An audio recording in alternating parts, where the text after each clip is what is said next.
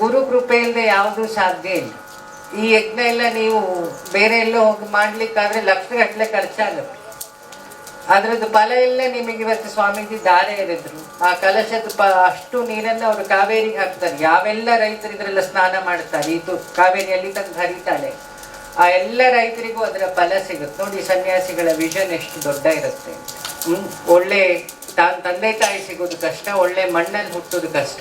ಈ ಮಂಡ್ಯ ಈ ಕಾವೇರಿ ದಂಡೆಯಲ್ಲಿರೋರಿಗೆ ಅದೆಲ್ಲವೂ ಸಿಕ್ಕಿದೆ. ನಿಮಗೆ ಒಳ್ಳೆ ರಾಜ ಸಿಕ್ಕಿದ್ದಾರೆ, ಒಳ್ಳೆ ಗುರುಗಳು ಸಿಕ್ಕಿದ್ದಾರೆ. ಇವತ್ತು ಅತಿ ವಿಶೇಷವಾದ ದಿನ, ಯಜಂತೇತಿ ಯಜ್ಞ ಅಂತ ಹೇಳಿ ಶಾಸ್ತ್ರದಲ್ಲಿ ಹೇಳ್ತಾರೆ.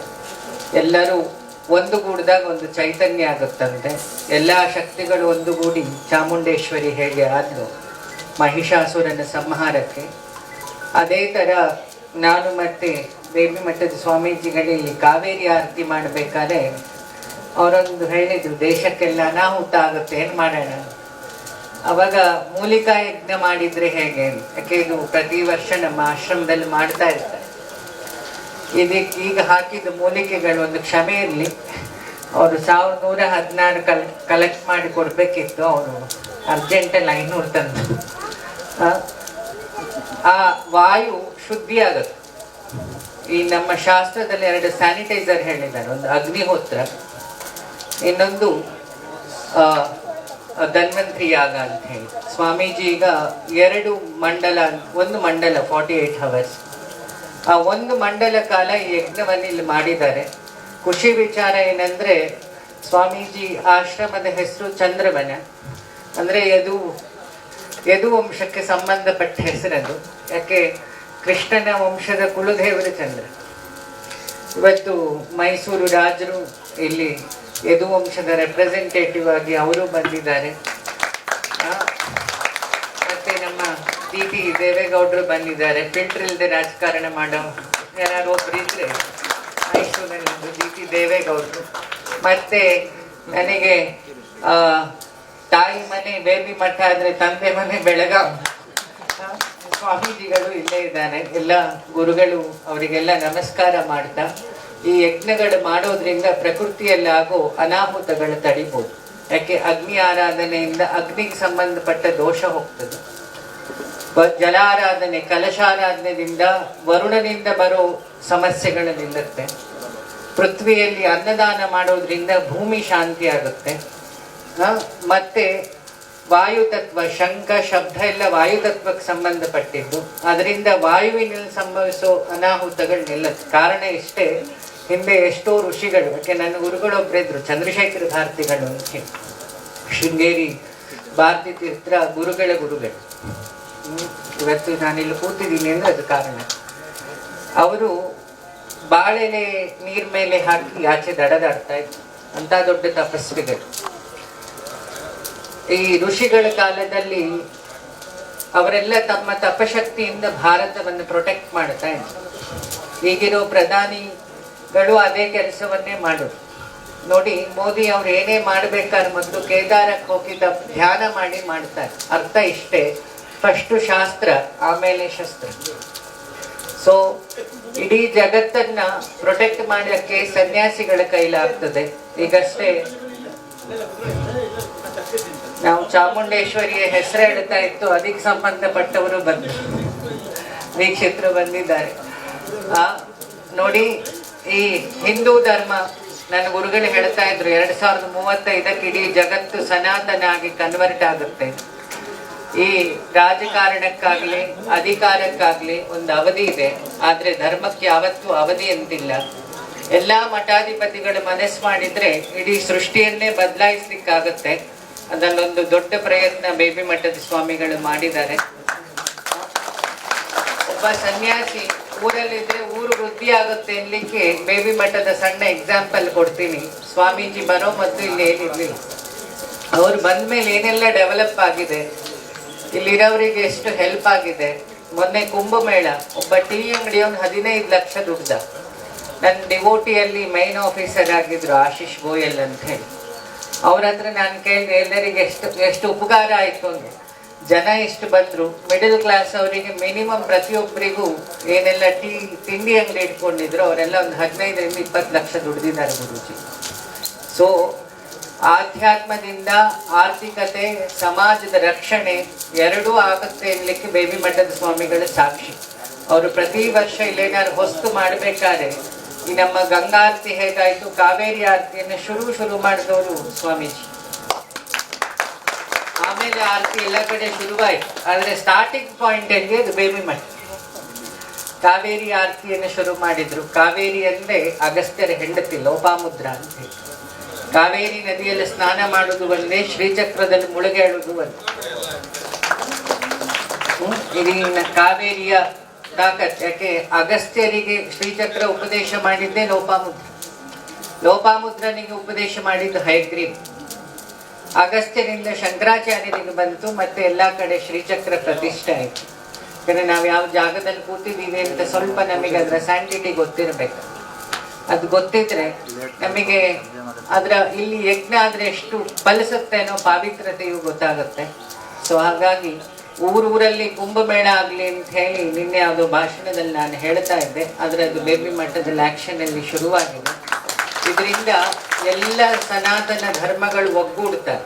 ಮೊನ್ನೆ ಇಡೀ ರೀಲ್ಸ್ ಅಲ್ಲಿ ಆ 2 ತಿಂಗಳು ರೀಲ್ಸ್ ಓಡಿದ್ದು ಬರೀ ಕುಂಭಮೇಳದ ಮಾತ್ರ. ಒಂದು ಕಾಲದಲ್ಲಿತ್ತು ಬರೀ ಫಿಲಂ ಆಕ್ಟರ್ಗಳದ್ದು ರೀಲ್ಸ್ ಬರುತ್ತೆ, ಅಥವಾ ಏನಾದ್ರು ಗಲಾಟೆ ಆದ್ರೆ ರೀಲ್ಸಿಗೆ ಬರೋದು. ಆದ್ರೆ ಈ 2-3 ತಿಂಗಳು ಯಾವ ರೀಲ್ಸಿಗೂ ಜಾಗ ಇಲ್ಲದೆ ಓಡಿದ್ದು ಸನಾತನ ಹಿಂದೂ ಧರ್ಮದ ಕುಂಭಮೇಳದ ಸನ್ಯಾಸಿಗಳ ತಾಕತ್ತನ್ನ ಈ 3 ತಿಂಗಳು ಇಡೀ ಜಗತ್ತು ನೋಡಿದೆ. ಬರೀ ಸ್ವಾಮಿಗಳದ್ದು ಮಾತ್ರ ಜವಾಬ್ದಾರಿ ಅಲ್ಲ. ನಾನು ನಿಮಗೆ ಇಲ್ಲಿ ಭಕ್ತರಿಗೆ ಹೇಳೋದು ನೋಡಿ, ನಿಮಗೆ ಬೇಬಿ ಮಠದವ್ರ ಬಗ್ಗೆ ತಕ್ಕ ಮಟ್ಟಿಗೆ ಸಣ್ಣ ಪರಿಚಯ ಕೊಟ್ಟು ಬಿಡ್ತೀನಿ. ಇವತ್ತು ಅಗೌರ ಪಂಥದ ಘೋರ ಸಿದ್ಧಾಂತಗಳನ್ನು ಅನುಷ್ಠಾನ ಮಾಡುವುದು ಅತಿ ಕಠೋರ. ಹಾಗಿದ್ದು ಯಾರು ಇಡೀ ಕರ್ನಾಟಕದಲ್ಲಿ ಯಾರೊಬ್ರು ಆ ಸ್ಥಿತಿಯಲ್ಲಿ ಅನುಷ್ಠಾನ ಮಾಡ್ತಾರೆ ಅಂದ್ರೆ ಅದು ಬೇಬಿ ಮಠದ ಸ್ವಾಮಿಗಳು. ಯಾಕೆ ನಾವೊಬ್ರು ಗುರುಗಳ ಹತ್ರ ಇರ್ಬೇಕಾದ್ರೆ ಗುರುಗಳ ಬಗ್ಗೆ ಸ್ವಲ್ಪ ಪ್ರೀ ಹಿಸ್ಟ್ರಿ ತಿಳ್ಕೊಳ್ಬೇಕು. ನಾವು ಯಾರ ಹತ್ರ ಇದ್ದೀವಿ, ಅವ್ರು ಯಾಕೆ ಇಷ್ಟು ಒದ್ದಾಡ್ತಾ ಇದ್ದಾರೆ, ಅವ್ರಿಗೆ ಅದರಲ್ಲೇನು ಲಾಭ ಇಲ್ಲ. ಈಗಷ್ಟೇ ದೇವೇಗೌಡರು ಹೇಳಿದ್ದು ಸನ್ಯಾಸಿ ಜೀವನವೇ ದೊಡ್ಡದು ಅಂತ. ಸನ್ಯಾಸಿಗೆ ಇಡೀ ಜಗತ್ತು ಬದುಕಲಿ, ತಾನು ಸಾಯಲಿ ಅಂತಿದ್ರು. ಸಂಸಾರಿಗೆ ನಾನೊಬ್ಬ ಬದುಕಲಿ, ಉಳಿದವರೆಲ್ಲ ಹೋಗ್ಲಿ. ನಾವು ದೇವಸ್ಥಾನದಲ್ಲಿ ನಮ್ಮ ದೀಕ್ಷಿತರಿಗೆ ಕೇಳಿದ್ರೆ ಹೇಳ್ತಾರೆ, ಚಾಮುಂಡಿ ಹತ್ರ ಬರೋ ಸುಮಾರು ಅಪ್ಲಿಕೇಶನ್ 90 ಅಪ್ಲಿಕೇಶನ್ ಅಂತ. ನಾನ್ ಚೆನ್ನಾಗಿರ್ಲಿ ಅಂತಲ್ಲ, ನನ್ನ ಎದುರುಗಡೆ ಒಂದು ಬೆಳೆದ್ನಲ್ಲ. ಹಾಗೆ ಸ್ವಾಮೀಜಿ ಅದಕ್ಕೆ ಹೇಳಿದ್ರು ಹೊಟ್ಟೆ ಕಿಚ್ಚು ಅಂತ. ಆ ಕಿಚ್ಚು ಹೋಗ್ಬೇಕಾದ್ರೆ ಈ ಕಿಚ್ಚತ್ರ ಸ್ವಲ್ಪ ನಿಲ್ಬೇಕು. ಈ ಅಗ್ನಿ ಇದೆಯಲ್ಲ, ಇದು ತೇಜಸ್ಸನ್ನು ಕೊಡ್ತದೆ. ಅಥವಾ ಸನ್ಯಾಸಿಗಳ ಸಾಧುಗಳ ಸೇವೆ ಮಾಡ್ಬೇಕು. ಮೊನ್ನೆ ಒಬ್ರು ಕೇಳಿದ್ರು, ನೀವೇನೇ ಮಾಡೋ ಮೊದಲು ಭಾರತೀಯ ತೀರ್ಥರಿಗೆ ರಮಾಪುರಿಯವರಿಗೆ ನಮಸ್ಕಾರ ಮಾಡೋದು ಯಾಕೆ? ನಂಗೆ 2 ಗುರುಸ್ಥಾನ. ನನ್ನ ಅಮ್ಮ ಶಂಕರಾಚಾರ್ಯರ ಫ್ಯಾಮಿಲಿಗೆ ಸಂಬಂಧಪಟ್ಟವು, ನಮ್ಮ ಆಶ್ರಮದ ಜಾಗ ರಮಾಪುರಿಗೆ ಸಂಬಂಧಪಟ್ಟಿತ್ತು. ಹಾಗಾಗಿ ಗುರು ಕೃಪೆ ಇಲ್ಲದೆ ಯಾವುದೂ ಸಾಧ್ಯ ಇಲ್ಲ. ಈ ಯಜ್ಞ ಎಲ್ಲ ನೀವು ಬೇರೆ ಎಲ್ಲೋ ಹೋಗಿ ಮಾಡ್ಲಿಕ್ಕಾದ್ರೆ ಲಕ್ಷಗಟ್ಟಲೆ ಖರ್ಚಾಗುತ್ತೆ. ಅದ್ರದ್ದು ಫಲ ಎಲ್ಲ ನಿಮಗೆ ಇವತ್ತು ಸ್ವಾಮೀಜಿ ದಾರೆ ಎರೆದ್ರು. ಆ ಕಲಶದ ಅಷ್ಟು ನೀರನ್ನು ಅವರು ಕಾವೇರಿಗೆ ಹಾಕ್ತಾರೆ. ಯಾವೆಲ್ಲ ರೈತರು ಇದ್ರೆಲ್ಲ ಸ್ನಾನ ಮಾಡ್ತಾರೆ, ಇದು ಕಾವೇರಿಯಲ್ಲಿ ತಂದು ಹರಿತಾಳೆ, ಆ ಎಲ್ಲ ರೈತರಿಗೂ ಅದರ ಫಲ ಸಿಗುತ್ತೆ. ನೋಡಿ ಸನ್ಯಾಸಿಗಳ ವಿಷನ್ ಎಷ್ಟು ದೊಡ್ಡ ಇರುತ್ತೆ. ಹಾಗಾಗಿ ನಮ್ಮ ಭಾರತದ ಬೆನ್ನೆಲುಬು ರೈತರು ಯೋದ್ರ ಜೊತೆಗೆ ಮಠಾಧಿಪತಿಗಳು ಸಮೇತ. ಹಾಗಾಗಿ ಅವರ ಸನ್ಯಾಸಿಗಳಿಗೆ ಭಾರ ಆಗದಿದ್ದ ಹಾಗೆ ನೀವೆಲ್ಲ ಈ ಊರಲ್ಲಿ ಯಾರ್ಯಾರು ಹತ್ರ ಇದ್ದೀರಿ, ಇಲ್ಲಿ ಮಠದ ಯಾವುದೇ ಪ್ರೋಗ್ರಾಮ್ ಆಗಲಿ ಸ್ವಾಮಿಗಳು ಹೇಳೋ ಮೊದಲೇ ನಿಮ್ಮ ಕೈಯೆಲ್ಲ ಒಳ್ಳೆ ಕೆಲಸಕ್ಕೆ ಏನೆಲ್ಲ ಸಹಾಯ ಮಾಡಲಿಕ್ಕಾಗುತ್ತೆ ಅದನ್ನು ಮಾಡಿ. ಅದು ನಿಮ್ಮ ಪರಿಶುದ್ಧತೆಗೆ, ಸನ್ಯಾಸಿಗಳಿಗೆ ಅದರಿಂದ ಏನು ಯೂಸ್ ಏನಿಲ್ಲ, ನಿಮ್ಮ ಪರಿಶುದ್ಧತೆ ಅದರಿಂದ ಆಗುತ್ತೆ. ಅದನ್ನ ಸತ್ಕರ್ಮ ಅಂತ ಹೇಳ್ತಾರೆ. ಇದನ್ನ ಭಗವತ್ಪಾದರಿನ್ನೂ ಚೆನ್ನಾಗಿ ಹೇಳ್ತಾರೆ. ಒಳ್ಳೆ ಗುರು ಸಿಗೋದು ಕಷ್ಟ, ಒಳ್ಳೆ ತಂದೆ ತಾಯಿ ಸಿಗೋದು ಕಷ್ಟ, ಒಳ್ಳೆ ಮಣ್ಣಲ್ಲಿ ಹುಟ್ಟೋದು ಕಷ್ಟ. ಈ ಮಂಡ್ಯ ಈ ಕಾವೇರಿ ದಂಡೆಯಲ್ಲಿರೋರಿಗೆ ಅದೆಲ್ಲವೂ ಸಿಕ್ಕಿದೆ. ನಿಮಗೆ ಒಳ್ಳೆ ರಾಜ ಸಿಕ್ಕಿದ್ದಾರೆ, ಒಳ್ಳೆ ಗುರುಗಳು ಸಿಕ್ಕಿದ್ದಾರೆ, ಒಳ್ಳೆ ನದಿ ಸಿಕ್ಕಿದೆ. ಈ ಮಂಡ್ಯದವ್ರಿಗೆ ಸುಳ್ಳು ಹೇಳಲಿಕ್ಕೆ ಬರಲ್ಲ, ಒಳ್ಳೆ ಸಂಘನೂ ಸಿಕ್ಕಿದೆ. ಈ ಮಂದಿಯವರು ಸುಳ್ಳು ಹೇಳಲ್ಲ. ಸ್ವಾಮೀಜಿ ನಂಗೆ ಬೈಬೇಕಾದ್ರೂ ಫೋನ್ ಮಾಡಿ ಒಂದು ಆವಾಜ್ ಹಾಕಿ ಇಡ್ತಾರೆ. ಅವ್ರು ನಿನ್ನೆ ಬರಕ್ಕೆ ಹೇಳಿದ್ರು. ನಿನ್ನೆ ನಂಗೆ 3 ಬ್ಯಾಟಿಂಗ್ ಇತ್ತು, ಹಾಗಾಗಿ ಬರ್ಲಿಕ್ಕಾಗಿತ್ತು. ಹಾಗೆ ಎಲ್ಲರಿಗೂ ಒಳ್ಳೇದಾಗಲಿ, ಇನ್ನು ಒಳ್ಳೆ ಕೆಲಸ ಮಾಡಿ. ನಾವೆಲ್ಲ ಸೇರಿದಾಗ ಭಾರತ ಆಗೋದು, ಭಾವನೆಯಿಂದ ಕೂಡಿದ ರಥ ಅಂತ ಹೇಳಿ. ಆ ಭಾರತವನ್ನು ಇನ್ನೂ ಗಟ್ಟಿಮುಟ್ಟು ಮಾಡಬೇಕಾಗಿದ್ದು ಪ್ರತಿಯೊಬ್ಬರು ಕರ್ತವ್ಯ, ರೈತರಾಗಲಿ, ರಾಜಕಾರಣಿಗಳಾಗಲಿ, ಸ್ವಾಮೀಜಿಗಳಾಗಲಿ, ಅಧಿಕಾರಿಗಳಾಗಲಿ. ಯಾಕಂದರೆ ನಮ್ಮ ದೇಶ ಫಸ್ಟು. ಅದಕ್ಕೆ ದ್ವೇಷ ಬಿಟ್ಟು ದೇಶ ಕಟ್ಟೋ ಕೆಲಸ ಬೇಬಿ ಮಟ್ಟದಲ್ಲಿ ಶುರುವಾಗಿದೆ. ಅದಕ್ಕೆ ನಾವೆಲ್ಲ ಸೇರಿಕೊಂಡಾಗ ಅದರ ಬಲ ಗೊತ್ತಾಗುತ್ತೆ. ಊರೂರು ಅಯೋಧ್ಯೆ ಆಗಲಿ ಅಂತ ಹೇಳ್ತಾ ನನ್ನ ಮಾತು ಮುಗಿಸ್ತಾ ಇದ್ದೀನಿ.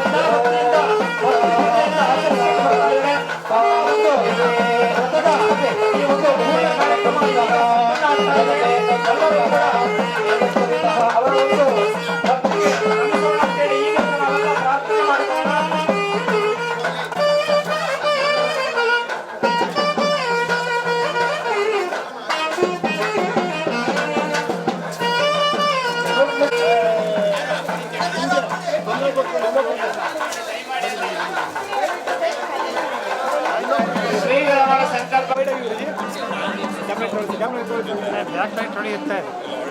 ರೆಡಿ ಗುರುಜಿ? ಆಯ್ತಾ? Thank you.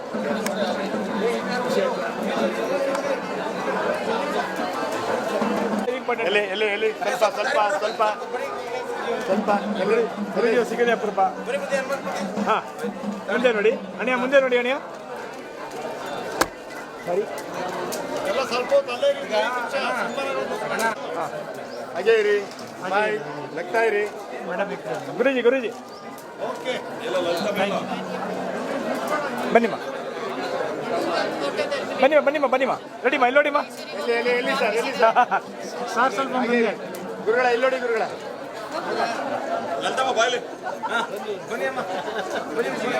ಒಂದು ನಿಮಿಷ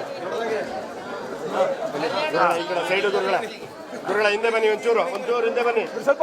ಗುರುಜಿಯವ್ರು ಕಾಣಲಿ, ಮೇಡಮ್ ಕಾಣಲಿ. ಅಣ್ಣ ಇಲ್ಲಿ ನೋಡಿ ಅಣ್ಣ. Ready sir. ಹಾಗೆ ಇರಿ.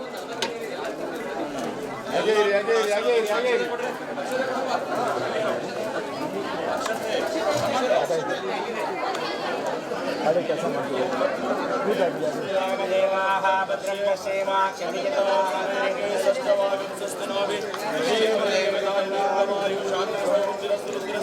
ಶೀಘ್ರಮೇವ ಗೃಹ ಪ್ರವೇಶ ಪ್ರಾಪ್ತಿ ಐಶ್ವರ್ಯ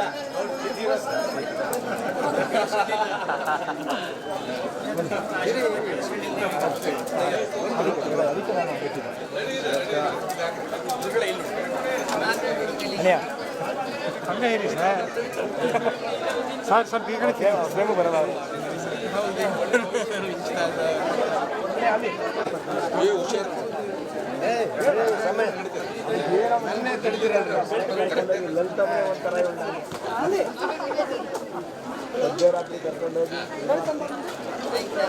ಮನುಷ್ಯ ಗುರುಗಳೇ, ಗುರುಜಿ ತುಂಬ ಚೆನ್ನಾಗಿ ಮಾಡಿದ್ದಾರೆ ಗುರುಜಿ.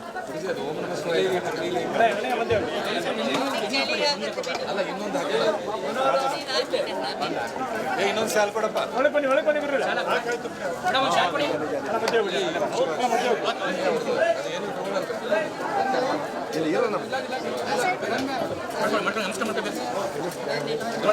ಇರಪ್ಪ, ಇರಿ ಒಂದು ನಿಮಿಷ ಕೊಡಪ್ಪ. ನೋಡ್ರಿ ಇಡ್ರಿ.